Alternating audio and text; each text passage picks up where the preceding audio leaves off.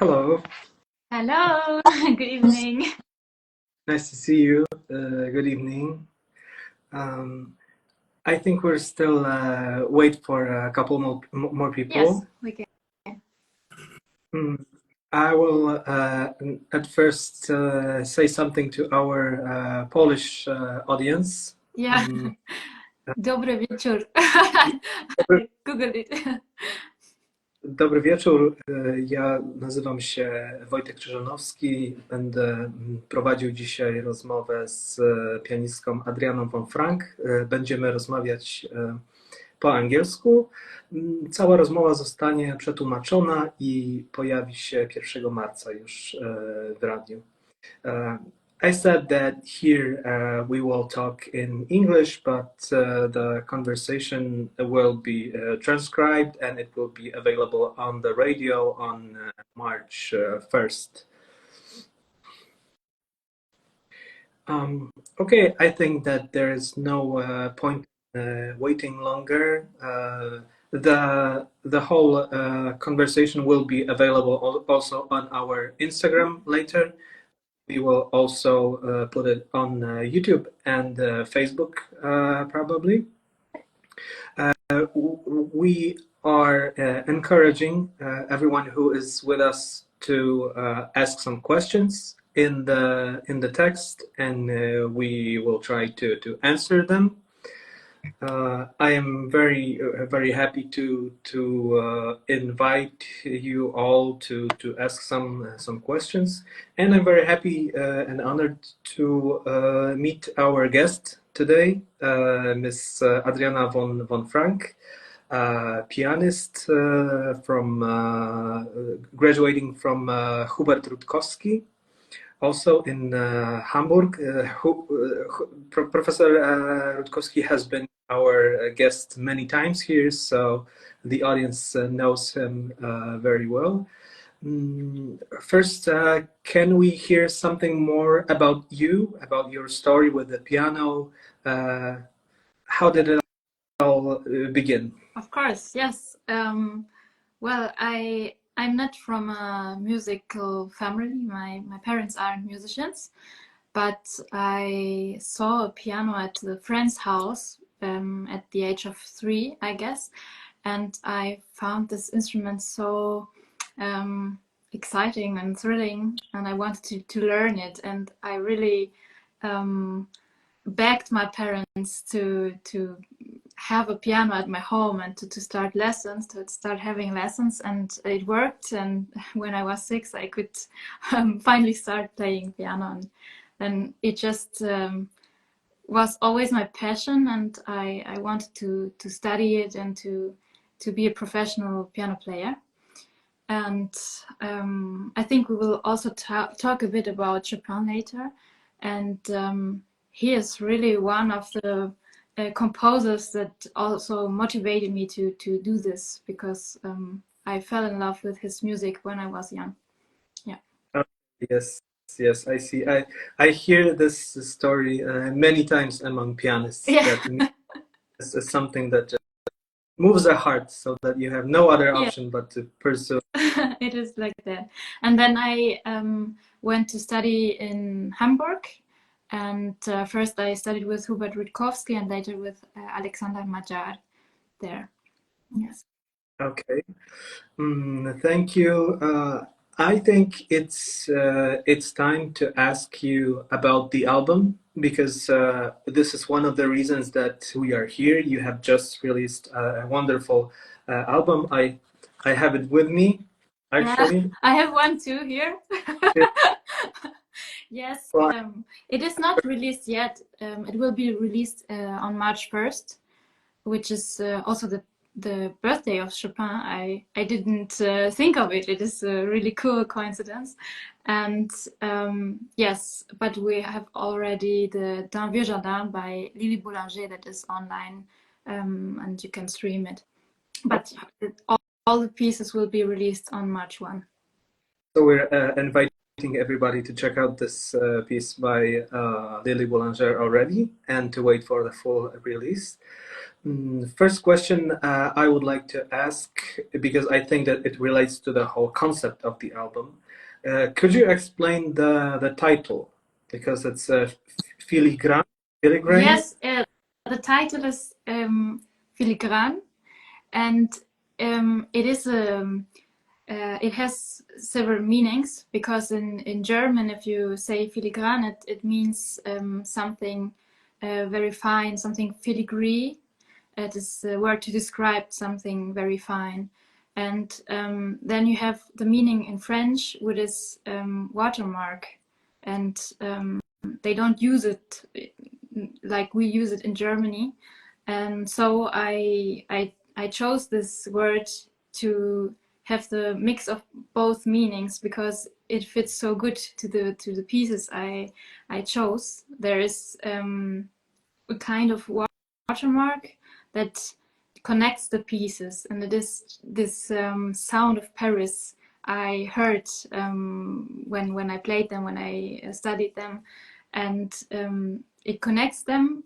Although the pieces are really were composed during different times. There is, for example, the Prélude, Chorale et Fugue by César Franck that was composed in the end of the 19th century. And then we have also Szymon Laks, who composed the ballade Hommage à Chopin in 1949.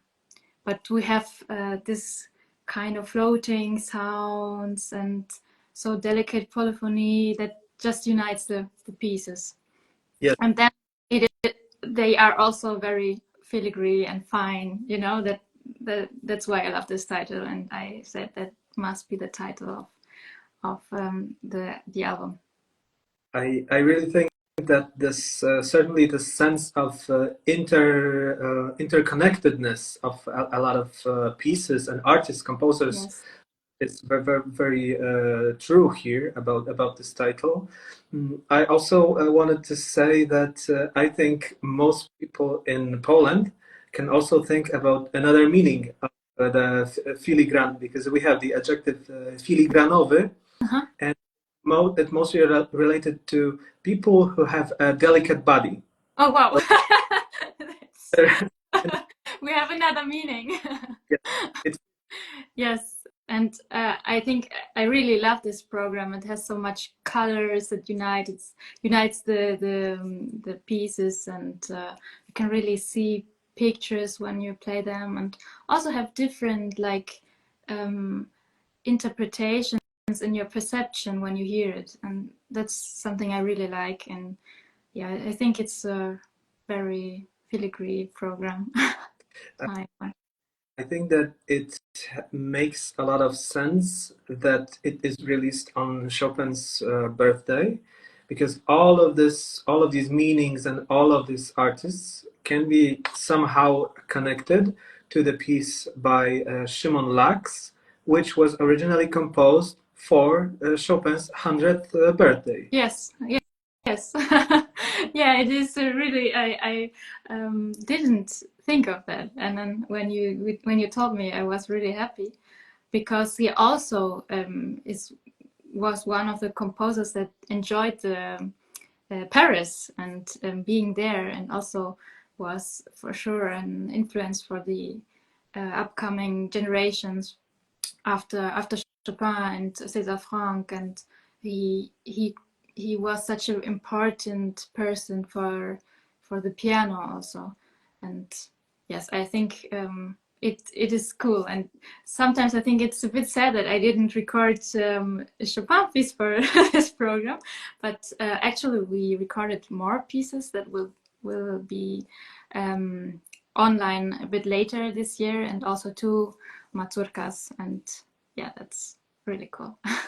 Yes, but the connections in here to Chopin are also so strong that even though none of his pieces explicitly are here, Yeah. we can definitely feel the presence. For example, to start with this piece by Szymon Laks, really hear that there's the mazurka in there, but there's also this atmosphere which is dreamlike, maybe mystic, somehow even impressionist, kind of. Do you also feel those qualities in there? Yes, I feel those qualities, and when I first listened to this piece and started to work on it, I was really amazed, because you somehow think it is Chopin, but then you just feel it is not, because of the harmonies that are just different. They are more maybe Ravel-like, or even jazz from the jazz, and but you have these rhythms and also melodies that are a bit like Chopin. It is a bit like as if Chopin had lived 100 years later, just had experienced a bit more of the musical history. Uh, can you say a little more why you chose this piece by Szymon Laks? Because I think that there was a bigger story in there. Yeah, well, I must admit that I didn't know him when I finished my studies. I moved to Berlin, and I had a friend that said, "Oh, well, I have a lot of friends in Berlin, and maybe you could connect with a friend of mine who is very interested in a composer called Szymon Laks." And then he suggested me to play this piece, because he knew that I love Chopin, and I also love, of course, the French Impressionist music. And then I heard it, and I was immediately mesmerized and said, I have to play that, and I want to have my own version of that. And so I'm really happy that I could record it and have really my own interpretation of this piece.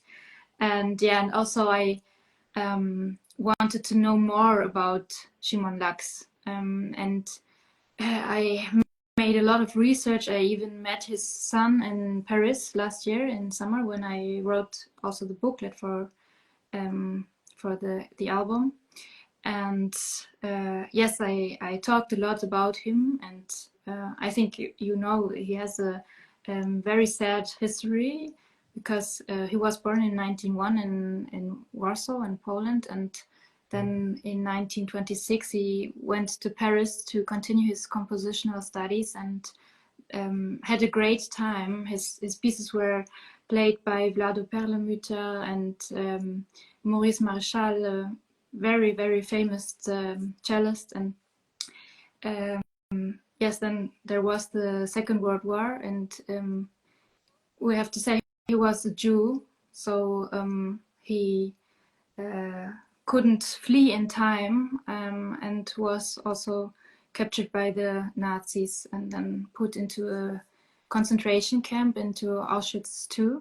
And well, he survived because of his talent. Actually, he was a really good composer, and could arrange pieces, and he also could be the director of the orchestra there, of the prisoners. And well, it must have been a really cruel, horrible time for him. He was absolutely like mentally destroyed after that, because he also couldn't accept the fact that he was one of the survivors, and he saw so many dead people. And but well, he had luck to be able to survive. And then after this time, he lost his faith in humanity, and then was not really able anymore to compose. So this is one of the last pieces he composed. He composed it in 1949, after the Second World War. And yes, well, it is big luck to have this composition, because it's really great. And also the compositions before the Second World War are really, really nice. You should hear them. I especially like the songs, which are in Polish, of course. I don't understand them, but I really like to listen to them. And yeah, that's the sad history behind Szymon Laks. He wrote a book, Music in Auschwitz, which I recommend to read. And well, he wrote a lot, but not music anymore. That's very sad. Yeah. Yes, unfortunately. Well, I think that there is great value in your rediscovering of such a character, of such, let's say, lost pieces, because this was a great talent that, well, does not really receive enough publishing, Yeah. enough recognition today. While we are on this subject, I think we have to also mention Lily Boulanger. She is kind of known, but mostly in the shadow of another great Boulanger, of course, her dear sister, who we all know. But Lily was a great composer also, who has very unique style, blending many sounds, also kind of jazz, which I think we can hear on the piece that you chose. Can you tell us more about this? Yes. Well, actually, we have to say that she only lived 24 years, and so now we know more about her older sister Nadia Boulanger. But also Nadia Boulanger was the one that, after the death of her sister, did a lot to keep her compositions known. So that we know Lily is probably because of Nadia Boulanger. And well, Lily Boulanger was extremely talented. She was so young, but composed a lot of pieces. She was ill. She had this morbus Crohn disease, and she knew that she wouldn't live a long life, so she really composed a lot during her short life. And she also won this Prix de Rome, which was really the one prize you could win in France if you wanted to become famous, or it was really the most important prize also for artists, painters and so on. And then you could get a scholarship to live in Rome in the Villa Medici for 2 years. And Lily Boulanger, she won this prize. She was the first female composer to win this prize. And she was also lucky that it was had been opened for women some years ago, before her application. And well, she also went to the Villa Medici, and there this piece was made, this D'un vieux jardin, which I'm playing, which means from an old garden. Oh. And probably the garden of the Villa Medici. Yes, and it's so full of little details, mysteries, and it's not so long. It's under 3 minutes, but it's super intense because it has so many details, and every 2 seconds there is something she wrote. You have to be a bit slower, more passionate, less. It's really crazy what she composed with so much care. It's very filigrane. Yes. Indeed, yes. Well, I think that these two are the least known composers, let's say, the ones that we are bringing into the light. But the other ones that you played are, let's say, the big names. Yeah. I think that those pieces have been recorded many more times, but you still decided and you managed to record some, let's say, personal interpretation that you made. Can you explain what you wanted to achieve in the piece by Ravel? What was your maybe there were some thoughts in the interpretation, some general idea? Yes, I have a lot of ideas when I play this piece. I really find it so fantastic because, well, it's called noctuelle. It means night moths. These little insects we normally really hate. When we find one in the house, we want to bring it outside or even destroy it. And there in this piece you have thousands of these insects, of these moths that are flying around and are so nervous and hectic, and I really find it very thrilling to play this piece. And then I have a personal history because when I first played it, it was Christmas, and here in Germany you have, or in Berlin, there's a street called Kudamm, and it is really fine, decorated with lots of lights in the trees. And I always have to think of these lights when I play this, because these are the nocturnes, but actually they cannot shine. But then I thought about this animal. It has so many little how's it called, these little Staub, it's in German. Particles, you know. It is like it's a bit shiny or shimmering, and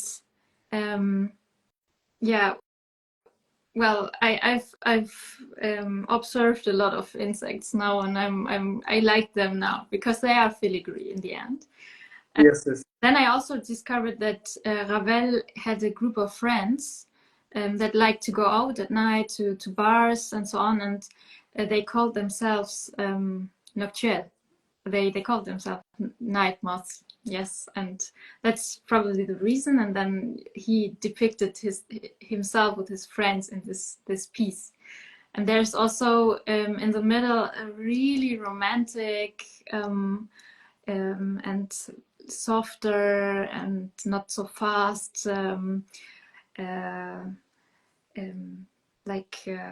moment, and I really enjoy playing it. And I also imagine maybe that all the moths went away and there are only two that are still there and are having a little romantic time, maybe, or something like that. Yeah. Okay, so we will keep thinking about Yes. it while listening. You have to think. And maybe you can even feel the wind of the wings of the moths. Yes. Yes, yes, perhaps. I also have to ask about the other the two big names that we have left on the list.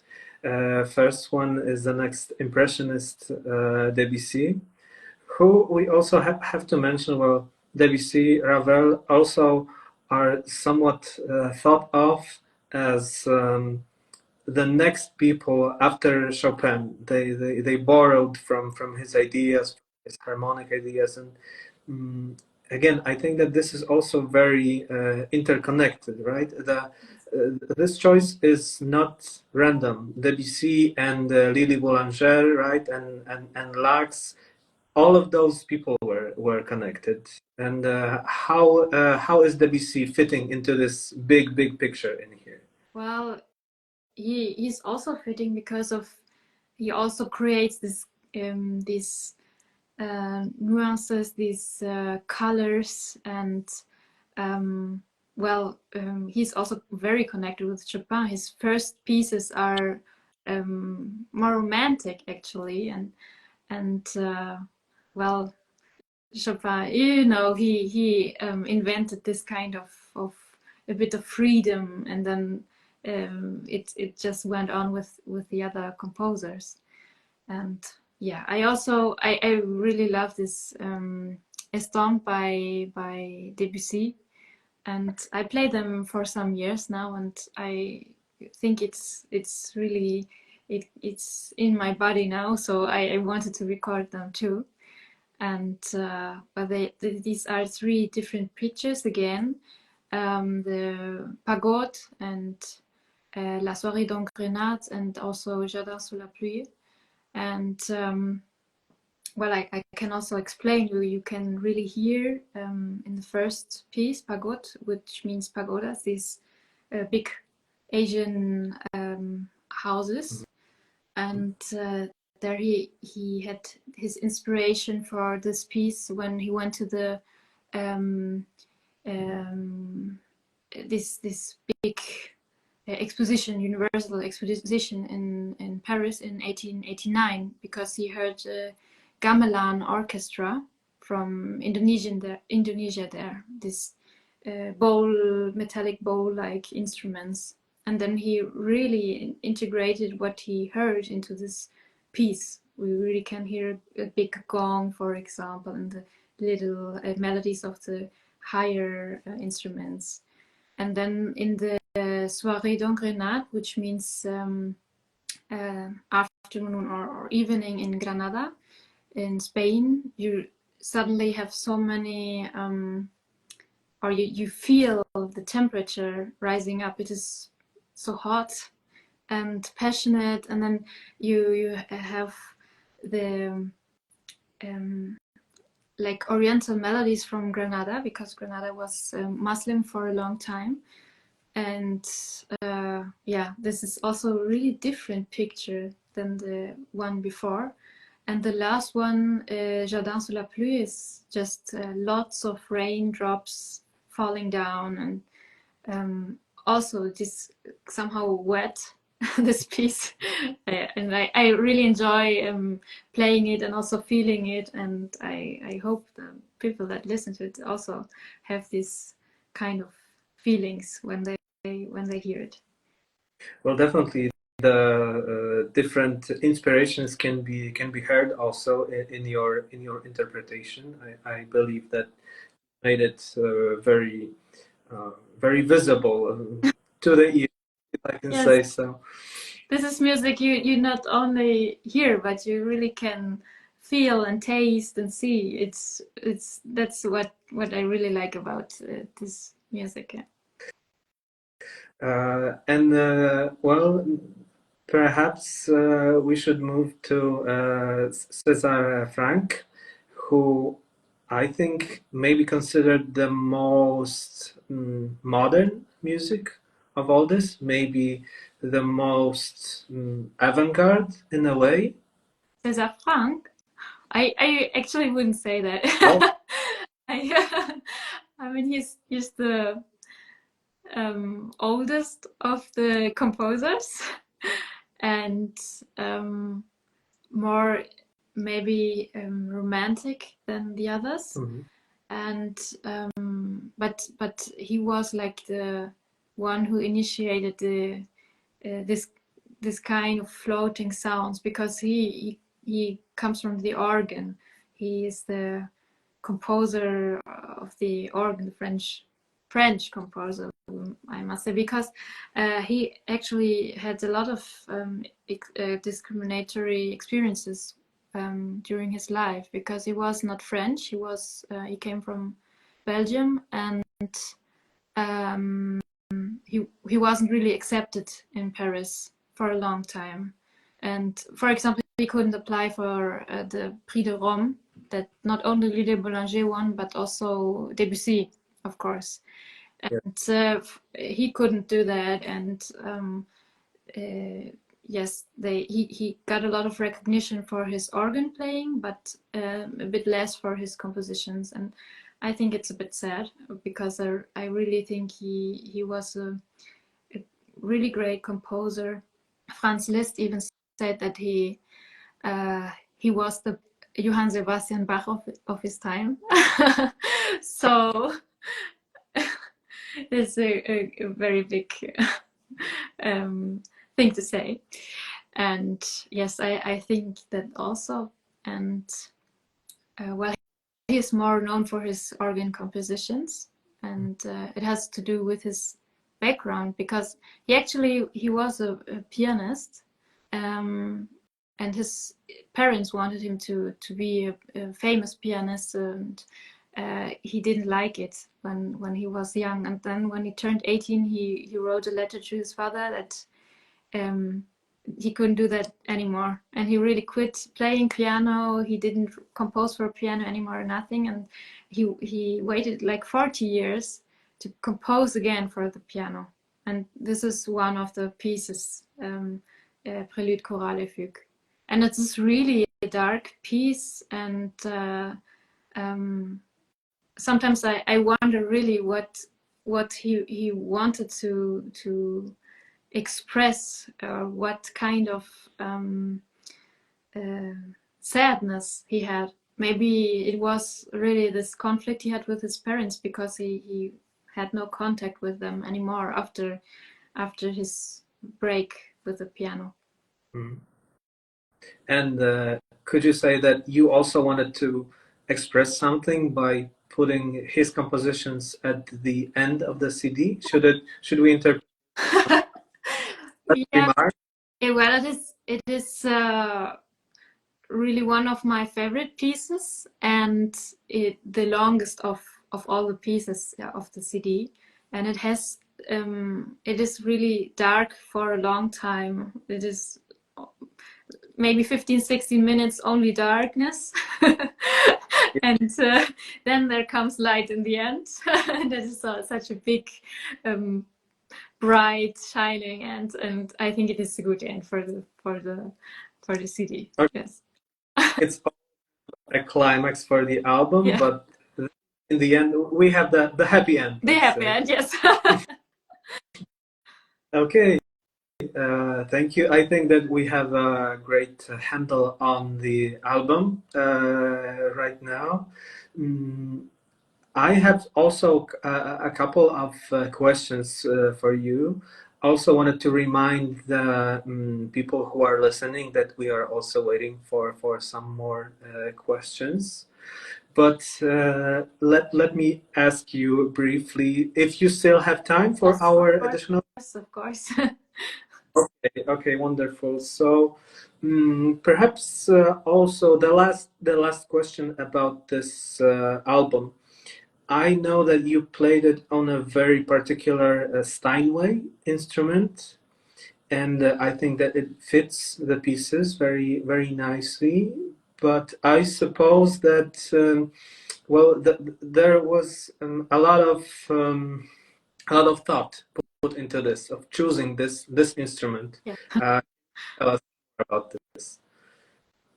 Well, yes. I wanted to make this album, as it is also my first album. I wanted to yes, have the best quality of sound, of course, and I really looked for a good piano. I went to different halls in Germany, in Berlin, and also in other places, and then I found a really good piano in Frankfurt am Main, which is not so near. I had to travel there, and then we recorded it there, and I also had a really good tuner that prepared the piano for me, so I really enjoyed the recording process. And yeah, yes, it is a Steinway D piano, and yeah, I was absolutely amazed by the production. But I actually also like to experiment sometimes with the sounds, with the pianos, and I've also played on historical pianos in the past. And now next week on Thursday, I will play one of the release concerts at the Piano Salon Cristofori in Berlin, and there we also will see on which pianos I will play, because there are also historical ones, and yeah, I'm not sure on which ones I will play, but it will be interesting for sure. So you are really considering it. I think that this is very brave, because many pianists say that playing on an historical instrument is a different world. It is, of course it is, but it is also so inspiring to listen to the sounds, how they were, and the program I play is not so old, like playing Mozart, for example. There the pianos are really whole different world. But this is now in the beginning of the 20th century, and really we have not decided yet on which pianos, but I will try them and then decide how I will do this concert. Yes, and I'm really looking forward to this concert. Okay, it sounds very exciting. While we are on this topic, can I maybe ask you if you have some concerts planned in Poland? Actually, I've planned a lot of concerts for this album release, but I would love to come to Poland. So if you know someone to invite me, I would come directly, because Every I'm playing the Szymon Laks, and I've played in Poland also before. I've played in Warsaw and also in Kielce, I don't know. How is it called? Kielce. Kielce. Yes, I've played with the symphonic orchestra of Kielce, and I really enjoyed the time. So I hope I will come back to Poland soon. Mhm. While we are also on the subject of Poland and pianos, historical pianos, I wanted to ask about your opinion about the Chopin competition, perhaps because this is very well known in Poland, also in the world, but we are let's say it's very important right here. Also, there just was a release of a movie about the Chopin competition called Pianoforte, which shows that pianists who decide to take part are taking a very hard choice upon themselves, because this is a kind of like extreme sports making this choice. As far as I know, you didn't make this choice to try to make this very very specific competition, right? Because it is different from many others. Uh, can you tell us more about this Yeah. decision? Your opinion Yeah. about this? Of course. I mean, it is something, as a pianist, I think it is always on your mind, or you think also about it, and you just know about this competition. It is the most famous competition for pianists, and also so many great pianists were prize winners, like Martha Argerich, for example, and yes, well, I've actually always dreamed of participating when I was young. I was always this is one of the goals you have in life, to participate. But then, well, it is not every year. It is all every 5 years, and then you also study. When you study, you cannot only play Chopin, which is the thing you focus on, and for this competition, it's only Chopin. Yeah. And then, yeah, what? Chopinists. It's not for pianists, it's for Yes, Chopinists. of course. And I consider myself as a Chopinist, so it yes, I don't know, when I was studying, and then it just happened that I missed it, and then came this Corona time, and somehow, yeah, now I'm too old for this. But I really enjoy also watching it, and I think it would be great to be there in Warsaw at this time, sometimes, to just to enjoy the competition. But it must be very stressful for the pianists playing there, I guess. It is really a sport. Yes. I had the privilege to interview some of the players on the big competition, as we say, and also on the historic competition. And I think that we can see that this historic competition is like a breath of fresh air, perhaps. And the competitors were didn't seem to be in so much of a stress, but it seemed more creative.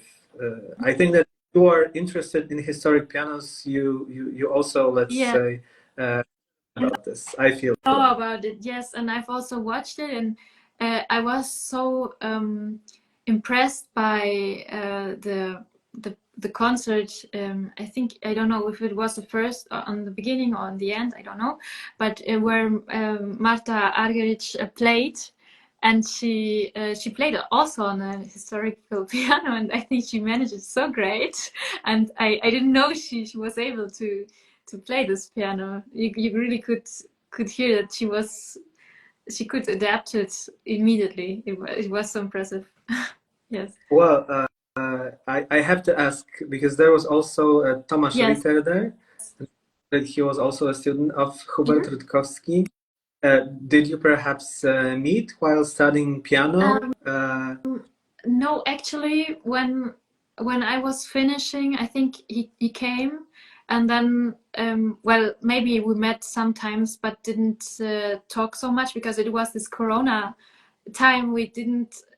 We were at home or didn't really talk, and I was not in the class of Hubert Rutkowski anymore. I was in the class of Alexander Magyar, and then he is also very busy, I guess, the Tomasz Ritter, and I didn't meet him so much. Oh, So, but I know of him, of course, and I also saw the historical the competition he won. This I don't know which year it was. It's some years ago, but he won the first historical competition on his historical pianist. And then I saw him play also, and I really liked his playing. Yeah. okay. Perhaps because I think that we are, let's say, starting to finish. Some last questions for the end. Still, we are waiting for questions from the audience. If anybody has anything, we will try to do it. I wanted to ask about your plans, the plans for the concerts. You talked about one concert from this album premiere. Yes, again reminding the Filigrane, the very good album. We have it, but it premieres on March 1st.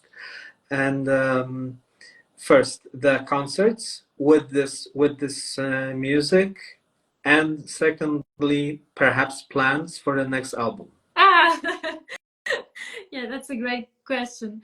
Well, I have some concerts planned with this Filigrane program, and well, I played last week in Paris.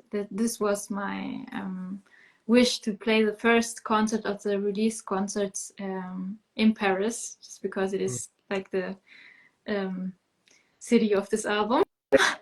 And then I played also in Berlin last week, and next week again in Berlin at the Piano Salon Cristofori, and then I will fly to Bolivia in March and play the piano concerto by Maurice Ravel. Oh, nice.